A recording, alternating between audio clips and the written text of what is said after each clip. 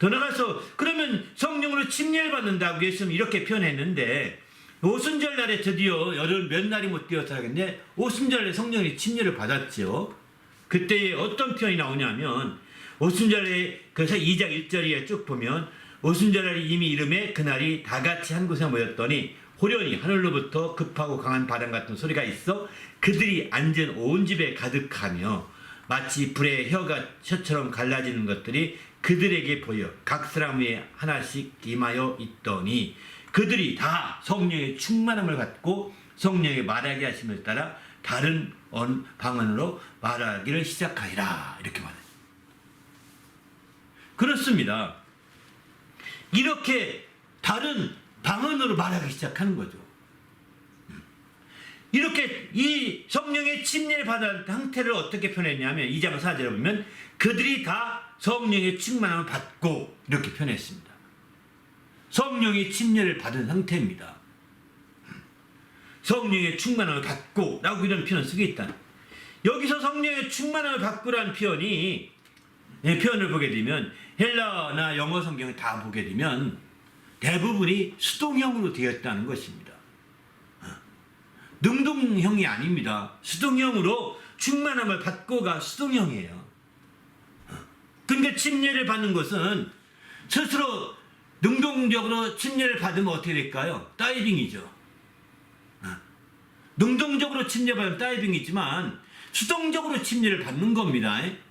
침례는 바로 이제 앞에서 침례를 집례하는 자가 침례를 베풀 때 이제 예수와 함께 죽고 예수와 함께 살아나는 이러거든. 물속에 집어넣으면서 예수와 함께 죽고 하니까, 그리고서 예수와 함께 하면서 그냥 머리를 집어 물속에 넣는 거예요.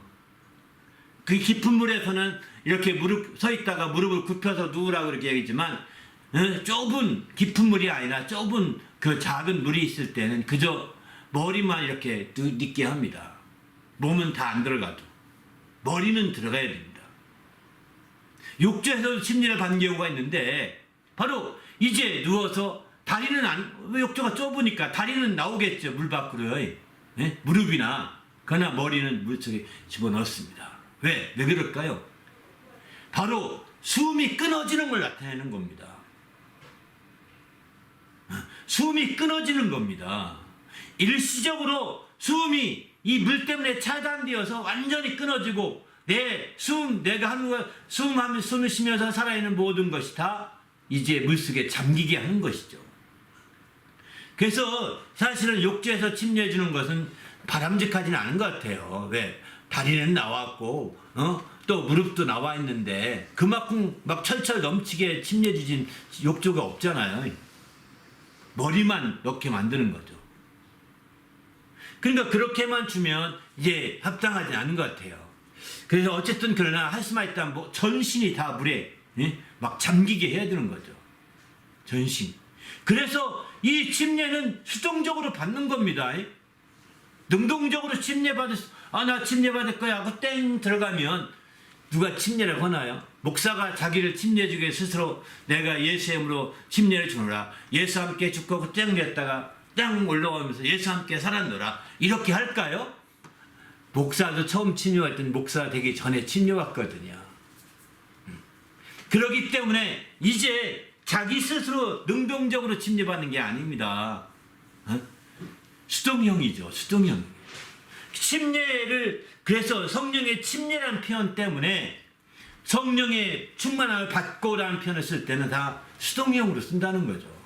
이건 자기가 자기 의지로 하는 것이 아니라 바로 성령의 그런 의지로, 자기의 주관으로 하는 것이 아니라 성령의 주관으로, 성령의 주체자로서 성령의 주도에 가는 것입니다.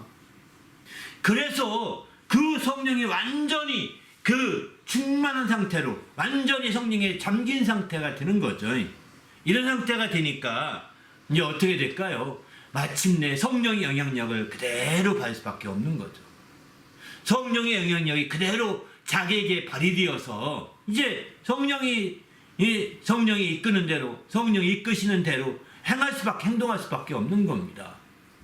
그래서 오늘 본문도 이제 성령의 충만함을 받고 성령이 침례를 받고 가만히 있는 게 아니에요. 그 다음부터는 성령이 움직이게 하는 대로 움직이는 거예요. 성령이 이끄는 대로 행하시는 겁니다. 그래서 성령의 침례를 받은 다음에 여기서는 성령이 말하게 하심을 따라 다른 방언들로 말하기 시작하게 되는 거죠.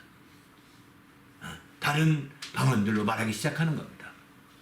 바로 이렇게 성령이 침례를 받고 성령의 충만함을 받고라는 표현 다음에는 그래서 대부분이 어떤 명령이 따르게 됩니다. 어떻게 행하는지 명령이 따르는 거죠. 성령의 충만함을 받는다고 하는 표현이 나온 그 다음에는 거의 대부분이 그렇게 뒤에 나누겠지만 그렇게 나오게 됩니다. 이런 점에서 볼 때 우리도 주님 안에서 철저하게 하나님의 성령의 정말 충만함을 받아야 되는 것. 이게 바로 침례인 겁니다.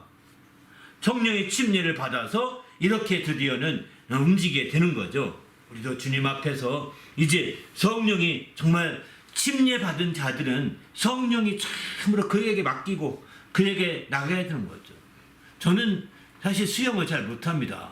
한번 물속에 빠졌던 경험이 있어서 굉장히 물속만 깊지 않은 데는 겁이 없는데 깊은 데 가서는 뭐 아주 겁나서 수영을 할 용기가 잘 안 나더라고요.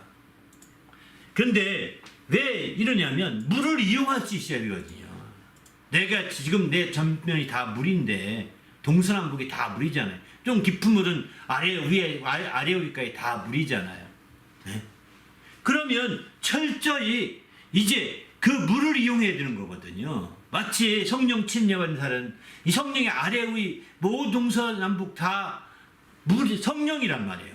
그러니까 그 성령을 활용해야 되는데 성령을 활용하지 않고 그냥 자기 의지로 막 하니까 막 물속에서 막 이렇게 하다가 이제 힘이 다 빠져서 죽어가는 것과 똑같은 거죠. 바로 자기 의지를 앞세우게 되면 성령 침례 받아도 자기 힘이 다 빠집니다. 힘듭니다. 역겨운 삶을 피해갈 수가 없습니다. 그래서 어떤 날 그 사람들 중에는 성령도 안 믿고 예수 안 믿고 다 합니다. 버릴지도 몰라요. 버려도 그러면 좋아지느냐? 잠시는 좋아진 것 같이 보일지 모르지만 더 두려운 날이 임하게 되는 거죠. 더 이제 답답한 날이 임하게 되는 거죠. 우리는 그런 측면에서 볼 때 우리가 철저히 성령에 이끌림 받는 성도가 되시기 바랍니다. 할렐루야. 그러면 성령 침례받은 효과를 그대로 볼 수가 있는 겁니다. 수동형이에요. 수동형. 나는 성령이 이끌린 대로 잠시 기다리고 성령이 시키는 대로 가는 겁니다. 성령이 바람을 부는 대로 가는 겁니다. 그렇게 가야 우리가 평안할 수 있고 더 행복할 수 있고 더 정말 만족할 수 있는 삶이 되는 거거든요.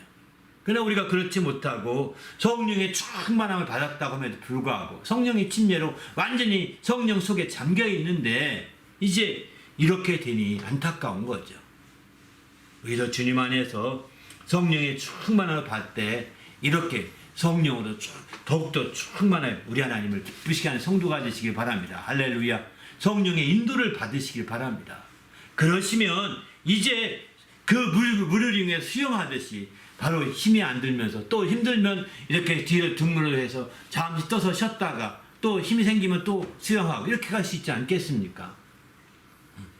이런 식으로 우리가 주님 안에서 우리가 새롭게 할 수 있는 거죠. 근데 그런 것들을 우리가 하지 못하고 하는 것은 성령의 그와 같은 수종형으로 성령의 충만을 받은 그와 같은 상태를 부정하고 자기 스스로 다 하려고 하다 보니까 이제 문제가 되는 거죠.